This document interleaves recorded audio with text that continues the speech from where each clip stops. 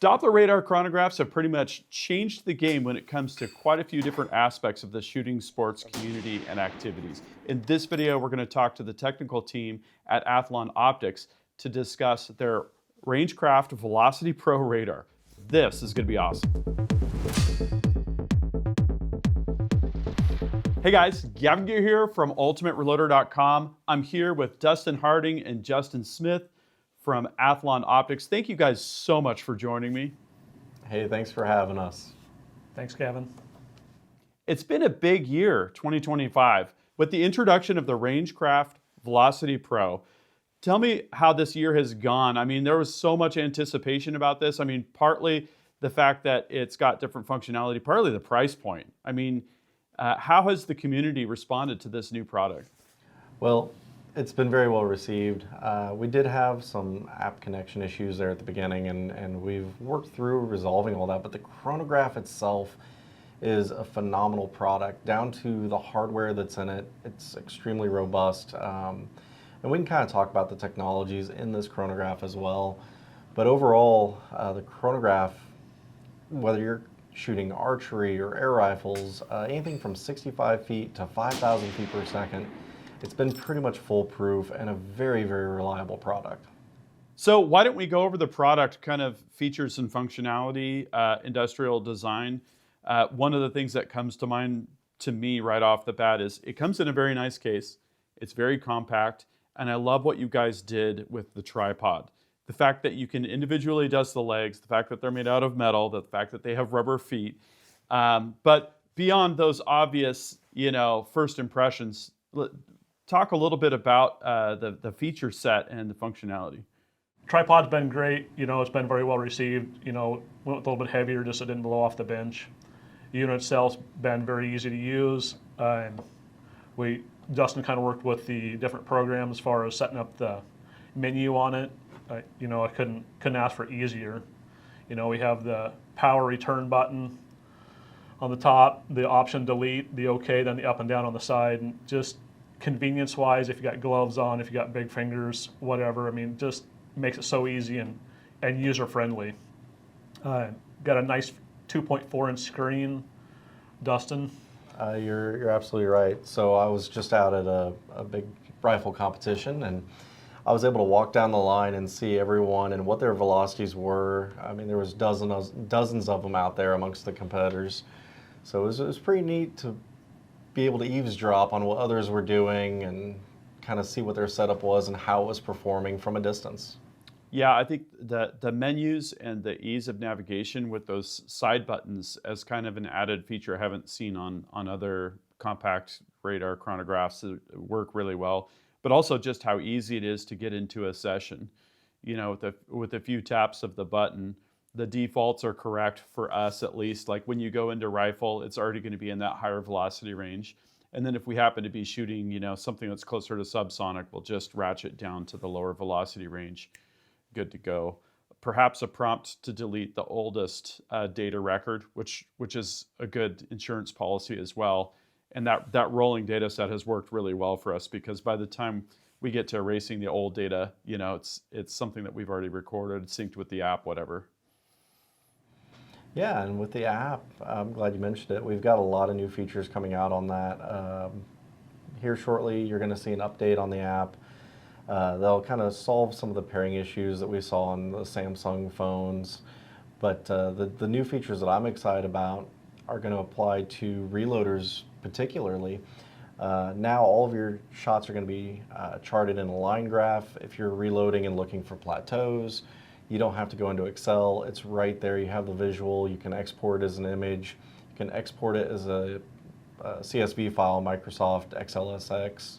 So pretty handy, pretty useful. And then that long-term data management, being able to save your weather to each individual session and being able to reference that. If you sighted in your rifle 2 years ago for hunting season and it was 30 degrees and you want to know what was my velocity back then, you're going to be able to go back and double check and kind of see how that was performing. When approximately are we going to see that drop, do you think? It's in beta right now. We're making sure that all the issues are resolved. Anything that we catch in beta, we'll resolve that before we release. We'd planned on this a couple of weeks ago, but I had found a couple of little things that we wanted to update. So it's short, very short time frame here. I'm hoping in the next week we'll see that released. No, that's awesome. But under the covers, talk a little bit about Doppler radar, how it works, and some of the work that you guys did that perhaps is a little bit different, some of the challenges, you know, that sort of thing. I know this is not an easy problem domain. Overall, the radar-based chronographs are pretty foolproof. You're going to see a lot of people asking, you know, well, what distance does it measure at? And depending on what brand you look at, you're going to get a different answer.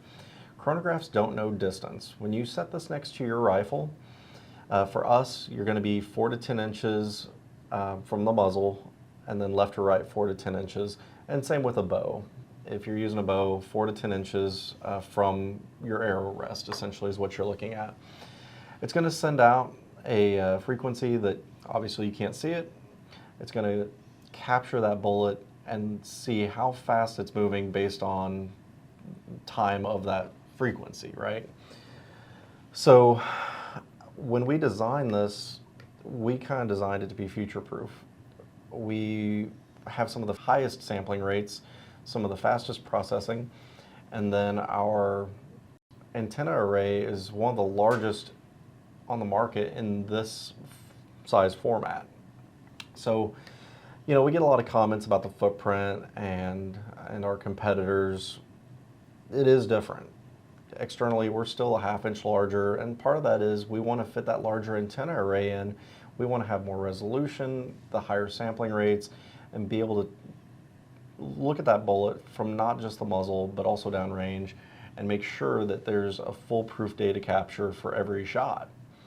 And that the Doppler effect is essentially, you've got a frequency that you're sending, and you've got a frequency that reflects off the base of the bullet and you're receiving, and the difference between those two frequencies is going to be proportional to your speed. Is that correct? Yep. Yep. Very interesting principle. Simple, I guess, in concept.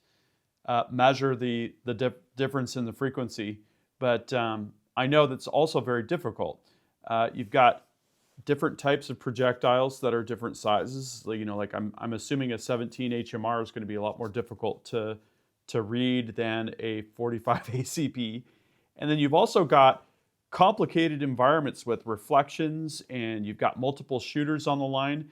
How did you guys go about developing your own radar technology and software? A lot of it is just kind of tuning the algorithm that's in this unit. Whether we're running something for interference, let's say we have 30 of these chronographs up over the course of a 100-yard range, how do we make sure that this is still going to operate and not conflict with somebody next door? So you have frequency hopping, things like that. And then there's a few different ways that we could have went about capturing the bullet itself. Every gun's a little bit different. You have muzzle brakes, suppressors, bare barrels, and that concussion coming off the gun is a type of interference.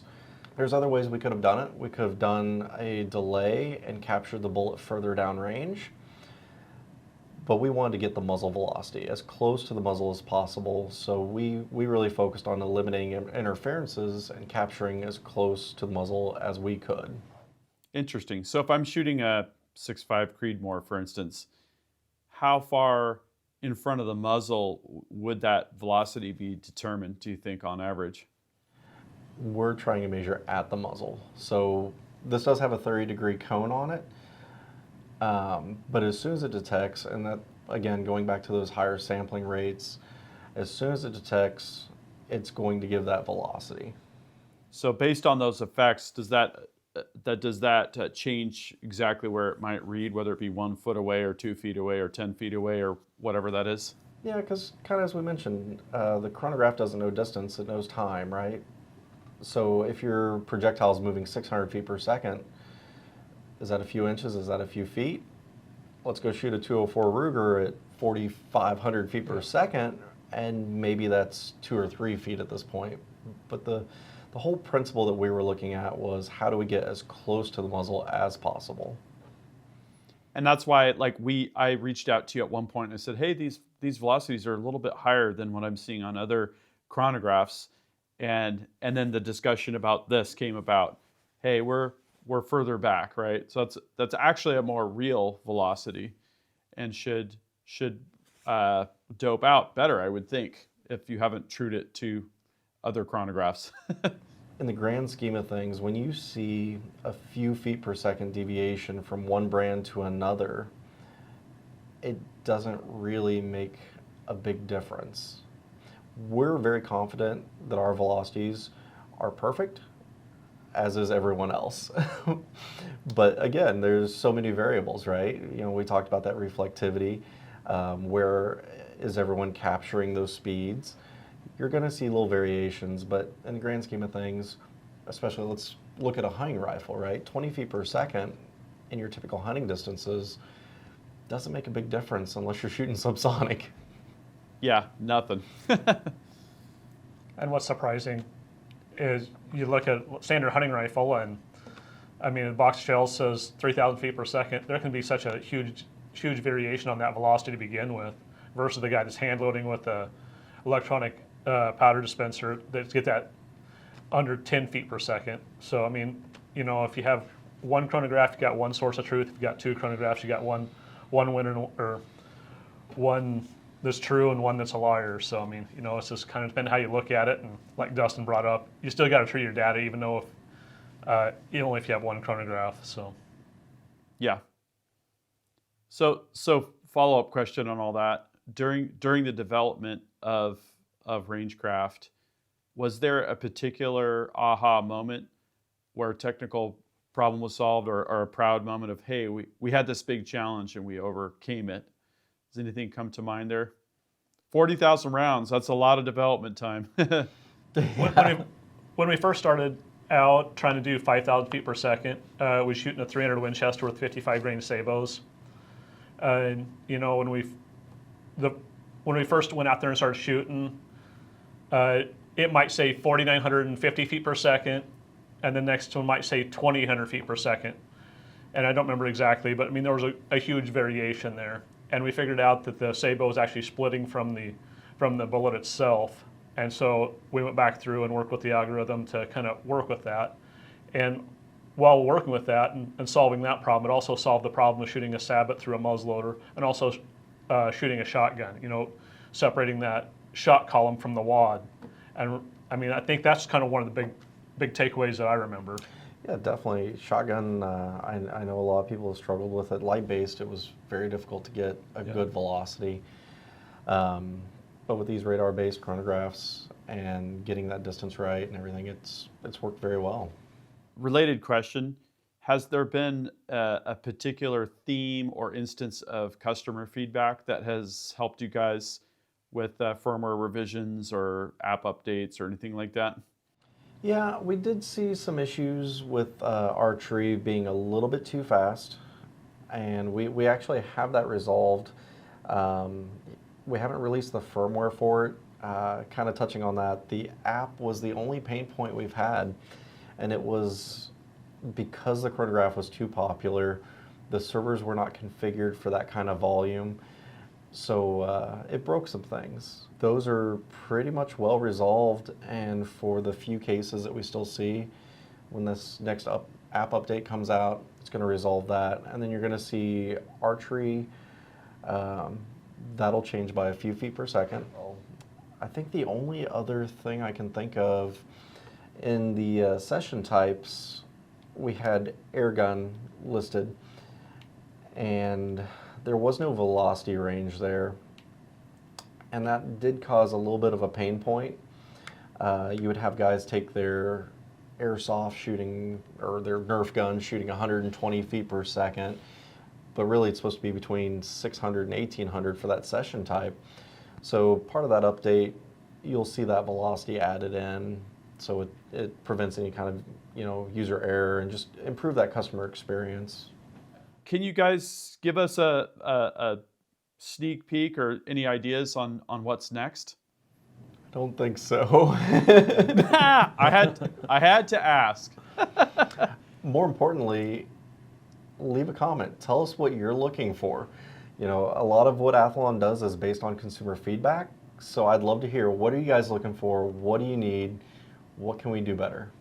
One of the first things that comes to mind for me is how does it integrate with our storage of documents? Like we have OneDrive on the one side and we have Google Drive on the other, and we use both for different reasons. Great job on the Chronograph, great job on the app. I also like what you guys are doing on the app side for the thermal scopes.